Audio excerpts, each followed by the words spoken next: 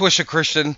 Today I'm going to be discussing what is the next step for Iraq, everything that's going on with the Prime Minister, and I'm going to be discussing a few other couple things. But before we get into that, I'd like to thank you guys for your support on Patreon. This week has been a very difficult week at where I work. It's the busiest week of the entire year, and it stretches for about 2 weeks because of Christmas parties and everything else, Thanksgiving parties for home and work, and for corporations and everything else. So it's been a very busy week, so I thank you all for your patience. So what we're looking at today, we're going to be looking at Iraq, and then we're also going to be looking at the debt and a little bit at the central banking system, briefly. Many of you already know what's going on with Iraq. Now, of course, there was pressure put on him. It's absolutely ridiculous that this prime minister allowed this to occur. Obviously, he does not wield the power to put a stop to his own troops from doing what they have been doing, because he doesn't control them. That's my opinion. Now, I'm going to go ahead and read this article. Iraq PM MAHDl formally submits resignation amid more violence. Alright, I'm not going to read the whole thing. I'm just reading a certain part so you guys have aware what's supposed to be happening within the next 24 hours. Right? Probably by the time you wake up, you check the news, you'll see if he actually submitted his resignation. Alright, so amid the protest, Prime Minister MAHDl formally submitted his resignation to Parliament. Lawmakers were expected either to vote or to accept outright MAHDl's resignation letter in a parliamentary session Sunday, two members of the parliamentary said. Okay, now of course you keep reading. The Prime Minister announced Thursday that he would hand in his resignation on Friday, amounting pressure, right? But he actually hasn't done it yet, so they're supposed to do it. It's going to happen. It's supposed to happen on Sunday. Then we have to wait to see what's going to happen next. Are they going to have somebody who's like an interim PM, and then they have elections? You know, what is going to be the whole process, and how long are we going to have to sit and wait for this process to come to the elections? How long will the elections take from this coming up Sunday until they actually have a new prime minister? Is it going to be weeks? Is it going to be months? I know that this process, and you know, with the PM resigning, everything's just kind of in chaos. So from what I understand, he will still have some power, but he won't be able to make until somebody is actually elected. Okay, in a pre-recorded speech, MAHDl addressed Iraqis, saying that the following Parliament's recognition of his stepping down, the cabinet would be demoted to caretaker status, unable to pass new laws or to make any key decisions. He's still going to wield some power, but he won't be able to make key decisions or pass new laws. So depending on how long this process takes, to some degree, he will still have some kind of, unless they just say, you know what, we're just going to install somebody as an interim PM. I just don't, this whole thing, I've told you folks before that if a body got in there before the next elections, that it would take a miracle. And I said that in one of my videos months back. And so are we on the verge of that? Are we headed towards that?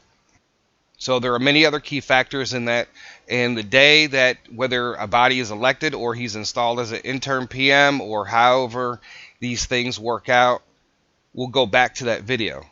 All right, another thing I want to mention is with the Prime Minister resigning, it did have an effect on the oil markets. So obviously Iraq does play a major role in the world oil markets. Okay, Brent oil futures dropped 4.7% to $60.94.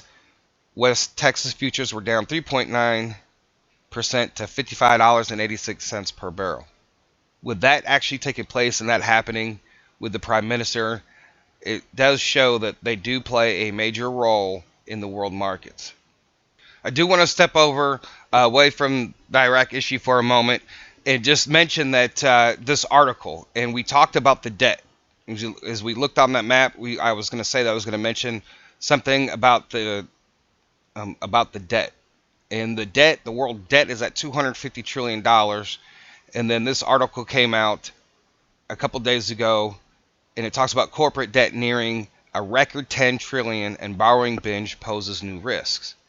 And I've told you guys that the debt could be one of those things that trigger some type of market crash. is very possible. And so this article just goes into the breakdown of the debt in which U.S. companies, and there's a lot of risk. There's a lot of concern about this corporate debt.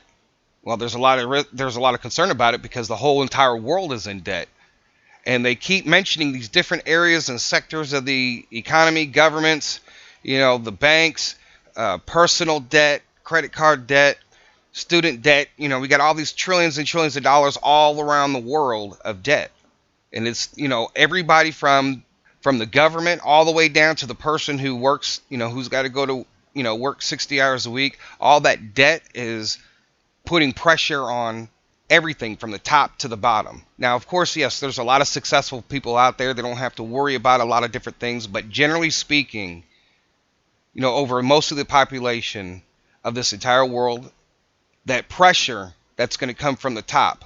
Okay, you got the central banking system, debt, bad loans, everything else, and then you got the government. Where it doesn't matter where you live, and the breakdown of your government, and then of course on the people. So, here in the United States, there's a lot of states that are actually in debt, and then you got local governments in debt. You got school systems in debt. There's just debt all over the place, and all that is just putting pressure down on this entire economy. Even though the economy is doing well right now at this moment, there is a lot of slowdown. There is a lot of things that are going on, but that debt is gonna at some point has to be dealt with. That debt at some point, if it's not dealt with, it's going to crash the economy. So while everything does look good, the Dow does good. Well, it's only the top 30 companies. So I don't really look for that as an indicator for a strong economy, because there are more than 30 companies in the entire world. So you got to look at all the other things. And there's been a lot of focus. I've showed a lot of articles about debt. And and that's very important, I think, to any kind of global currency reset. Anyways, one last thing that I do, this whole thing going back to Iraq, it's just amazing that this, the prime minister and had a great opportunity to make Iraq great. And I pray that there is no more delay in this thing, that whoever the next person gets in there and they clean up whatever's going on, or they just go in there and pull the trigger. And I've talked about that, and there's a lot of other things that I just don't see that has happened yet. As I look at the map and I see like all these other things, how they can have an effect, where are they at in the news, where are they at in the process, and how it all affects, whether it's the market crash, the RV, the global currency reset. And right now, where we stand, I still see a lot of things that haven't happened yet. But that doesn't mean that it won't happen. And one of the things that I want you guys to know is that the central bank is already ready. There really hasn't been that much news about the Central Bank of Iraq and what they're doing. They haven't been buying any gold. And so they've just been sitting back throughout this whole entire process, allowing the government to take advantage of the central bank, with the corruption and all that. And one thing that you guys, I hope you understand, is that here it says, and I've showed this article before, that according to the headline of this, the Iraqi dinar revaluation postponed by central bank for 5 years.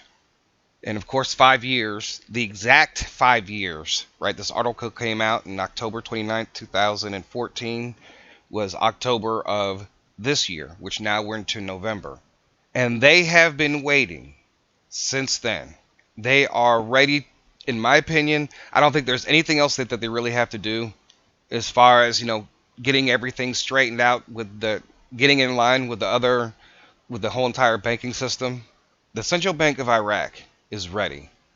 They can pull it anytime they want to, but they're not going to do it with the government in the chaos that it's currently in.